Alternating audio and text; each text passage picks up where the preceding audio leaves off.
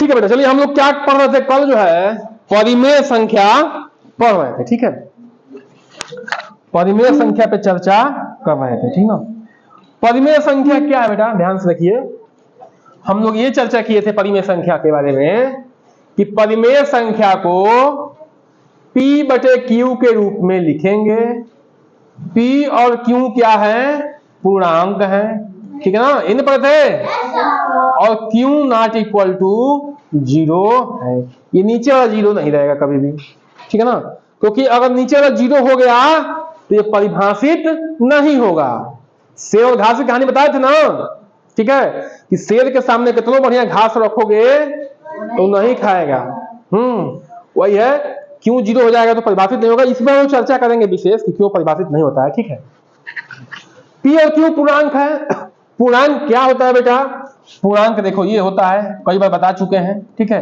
पूर्णांक होता है, देखिए ये संख्या लिखा है तो ये 0 है, ये 1 2 3 4 5 से लेके अनंत तक, और इधर -1 -2 -3 -4 से लेके अनंत, ठीक है बेटा। ये है पूर्णांक।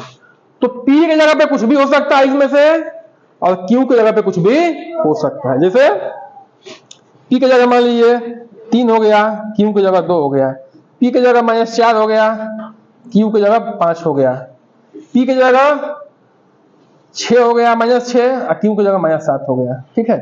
कुछ भी यहाँ पे हो सकता है, कल इसी पर हम लोग चर्चा किए थे। अब ये कहा जाता है कि परिमेय संख्या को भिन्न में रूपांतरण करना है, ठीक है। देखिए जो ऋणात्मक परिमेय संख्या है, देखिए कौन ऋणात्मक परिमेय संख्या बेटा, पहले समझिए, ठीक है। ऋणात्मक परिमेय संख्या कौन है और धनात्मक परिमेय संख्या कौन है। देखिए ये जो है धनात्मक परिमेय संख्या है, दोनों धन है, ठीक है बेटा। ये जो है ऋणात्मक परिमेय संख्या है, ये हो या ये हो, बात एक ही है, ठीक ना, बात एक ही है, ठीक है। इसको लिखे चाहे इसको लिखिए, ये ऋणात्मक परिमेय संख्या है, ये धनात्मक है। देखिए बेटा धनात्मक ये भी है, -3 बटे -2। ऋणात्मक में अगर एक ऋण है तो ऋणात्मक होगा। अच्छा धनात्मक क्यों बेटा, देखिए इसको हम ऊपर नीचे -1 से गुणा करके धनात्मक बना सकते हैं। माइनस गुणे माइनस प्लस, और 3 एकम में 3, माइनस गुणे माइनस प्लस, और 2 एकम में 2। सेम अंक से अगर भिन्न में, सेम अंक से अगर भिन्न में ऊपर नीचे गुणा किए तो कोई मान में परिवर्तन नहीं होता। लेकिन बेटा इसमें अगर करते तो देखो, इसमें ये ऋण का ऋण रह जाएगा, ऊपर नीचे -1 से किए तो क्या हो गया, माइनस गुणे माइनस प्लस, और 3, प्लस गुणे माइनस माइनस, और 2। तो ये क्या हो गया, ये बदल गया, बदला कि नहीं बदला, बताओ बेटा। यानी कि ऋण क्या है, आई जी नहीं आई सब, ठीक है। ऋण क्या है, ऋण जो है मौजूद है, बैठ जाओ बेटा बैठ जाओ, ठीक है। ऋण क्या है, मौजूद है। लेकिन अगर दोनों तरफ ऋण है तो इसको हम जो है पॉजिटिव धनात्मक बना सकते हैं, ठीक है। तो इसलिए ये और ये दोनों क्या है, धनात्मक परिमेय संख्या है, ठीक है, ये और ये। लेकिन ये जो है क्या है, ऋणात्मक परिमेय संख्या। अगर एक में किसी में ऊपर अंश में या हर में ऋण है तो ऋणात्मक हो जाएगा। अगर दोनों धनात्मक है तो धनात्मक होगा, अगर दोनों ऋणात्मक है तो भी धनात्मक होगा। बोलो समझ में आ रहा है कि नहीं बेटा, बताइए, ठीक है ना। अब यही जो है देखिए समझिए बेटा, ध्यान से समझिए, यहां पे कहा जा रहा है कि परिमेय संख्या का भिन्न रूपांतरण, परिमेय संख्या का भिन्न रूपांतरण, ठीक है। भिन्न देखिए बेटा, भिन्न में अंश और हर दोनों धनात्मक होगा, भिन्न कभी ऋणात्मक नहीं होता है। क्योंकि भिन्न भी सुबह में हम लोग पढ़े हैं, भिन्न में क्या पढ़े हैं कि भिन्न जो है किसी वस्तु का समान रूप से काट के भाग बनाते हैं, या किसी संख्या का समान रूप से भाग बनाते हैं। बात समझ लो, समझ लो। तो भिन्न कभी ऋणात्मक नहीं होता है। परिमेय संख्या कुछ भी हो सकता है, ऋणात्मक हो सकता है, धनात्मक हो सकता है, पूर्णांक हो सकता है, अभी उस पर हम लोग चर्चा करेंगे। देखिए परिमेय संख्या का भिन्न रूपांतरण, देखिए अगर भिन्न क्या है, 2/3 है, तो ये देखिए ये क्या है, ये भिन्न है क्योंकि दोनों क्या है, धनात्मक है कि नहीं है। ये परिमेय संख्या भी है, ये जो है परिमेय संख्या भी है, परिमेय संख्या भी है, क्यों है बेटा बताइए, क्यों परिमेय संख्या बताओ बेटा? क्योंकि इसको P बटे Q के रूप में लिखा गया है और P और Q क्या है, दोनों पूर्णांक है। देखो 2 भी पूर्णांक है और 3 भी पूर्णांक है कि नहीं है? और Q 0 नहीं है, Q 3 है ना? तो ये परिमेय संख्या तो है, भिन्न तो है। लेकिन बेटा देखिए जब मैं यहां लिख रहा हूं -2/3 तो ये भिन्न नहीं है, भिन्न नहीं है, लेकिन परिमेय संख्या है, परिमेय संख्या है। बोलो है कि नहीं बताओ? क्योंकि भिन्न जो है ऋणात्मक नहीं होता है। अभी हम लोग पढ़े हैं कि अगर एक भी अंश या हर ऋणात्मक है तो ऋणात्मक होगा। अगर दोनों क्या है, ऋणात्मक है या दोनों धनात्मक है तब धनात्मक होगा। बात समझ लो बेटा। तो यहां पे हम क्या समझे हैं कि ये भिन्न तो नहीं है लेकिन परिमेय संख्या है। परिमेय संख्या क्यों बेटा? क्योंकि P भी पूर्णांक है और Q भी पूर्णांक है। पूर्णांक में ऋणात्मक भी होगा, 0 भी होगा और धनात्मक भी होगा। बोलो बेटा समझ में देखना। अब अगला चीज देखो, मान लीजिए कि -2/-3 है तो ये क्या होगा? ये देखो बेटा ये भिन्न भी है और परिमेय संख्या भी है। क्यों बेटा बताओ बेटा? क्योंकि ये देखने में भले माइनस लग रहा है लेकिन ऊपर नीचे हम क्या करेंगे, माइनस से गुणा कर देंगे या घटा देंगे तो 2/3 यानी कि ये क्या हो जाएगा, धनात्मक हो जाएगा। जैसे कि हम लोग ने यहाँ पे किया है, यहाँ पे किया ना जी, गुणा कर करके तो धनात्मक है ना। हम लोग क्या जानते हैं कि अंश और हर धनात्मक है तो वो भिन्न होगा। अब परिमेय संख्या तो कुछ भी है, बस Q 0 नहीं होना चाहिए तो धन हो, तो परिमेय संख्या होगा ही होगा। बोलो बात समझ में आ रही है? तो भिन्न में कभी अंश या हर ऋणात्मक नहीं होगा, लेकिन परिमेय संख्या में कुछ हो सकता है। कोई भी अंश भी ऋणात्मक हो सकता है, ठीक है, हर भी ऋणात्मक हो सकता है या दोनों ऋणात्मक हो सकता है या दोनों धनात्मक हो सकता है, ठीक है। परिमेय संख्या वो होना तय है। तो वही कह रहा है बेटा, देखिए वही जो है परिमेय संख्या में पूर्णांक और भिन्न सम्मिलित होते हैं। बिल्कुल सही बात है। देखिए परिमेय संख्या में, देखिए परिमेय संख्या में क्या है, 2 क्या है पूर्णांक है, 3 क्या पूर्णांक है, 2 क्या पूर्णांक है, 3 पूर्णांक, -2 क्या पूर्णांक है, 3 क्या पूर्णांक है, -2 पूर्णांक है, -3 पूर्णांक है। तो भिन्न तो सब, परिमेय संख्या तो सब है। देखो ये भी परिमेय संख्या है, ये भी परिमेय संख्या है, ये भी परिमेय संख्या है, लेकिन भिन्न कौन है? जो धनात्मक है, जो धनात्मक है वो भिन्न है। बोलिए है कि नहीं है? अंश में या हर में एक भी ऋण हुआ तो ऋणात्मक हो जाएगा। बोलो है कि नहीं है? तो बेटा देखो परिमेय संख्या में पूर्णांक और भिन्न सम्मिलित होते हैं, ठीक है। तो यहां से ये हम समझे बेटा, सॉरी यहां से हम ये समझे बेटा, यहां से ये समझे कि जो हर भिन्न है, पूरा भिन्न है, जो भी भिन्न है चाहे वो कैसा भी हो वो परिमेय संख्या है। कैसा भी भिन्न है वो परिमेय संख्या है।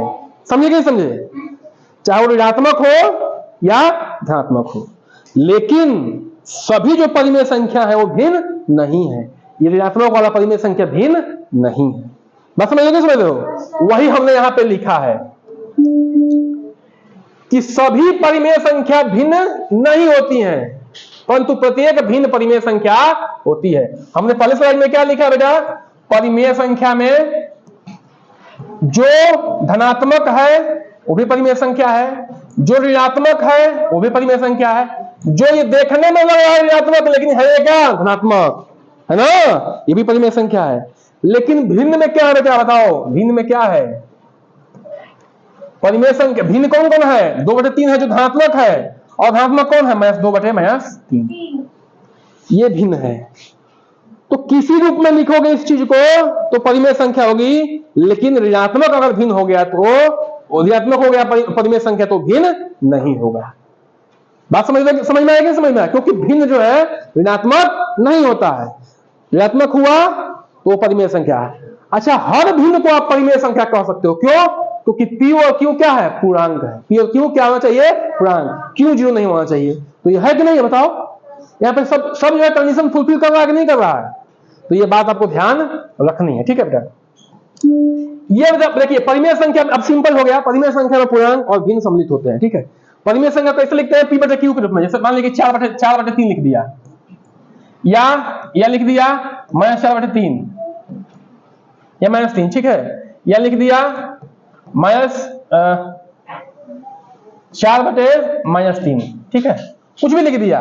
तो देखो बेटा परिमेय संख्या में पूर्णांक 4 है, 3 है, -4 है, -3 है, 4 है, -3 है, सब सम्मिलित है, पूर्णांक सम्मिलित है और भिन्न भी सम्मिलित है, ठीक है। भिन्न कौन कौन है, ये वह है धनात्मक वाला और ये भी धनात्मक है, ये भिन्न नहीं होगा।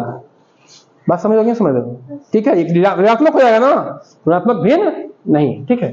तो ये परिमेय संख्या के अंदर पूर्णांक भी आएंगे और भिन्न भी आएंगे, ठीक है बेटा। अब बात समझो पूर्णांक भिन्न कैसे हैं, ठीक है। पूर्णांक भिन्न कैसे हैं, पूर्णांक जो है भिन्न है, कैसे है देखिए। पूर्णांक हम लोग क्या जानते हैं बेटा, पूर्णांक जानते हैं कि धनात्मक भी है और ऋणात्मक भी है कि नहीं, बताओ बेटा। कहां तक, अनंत तक। धनात्मक भी है और ऋणात्मक भी है, बोलो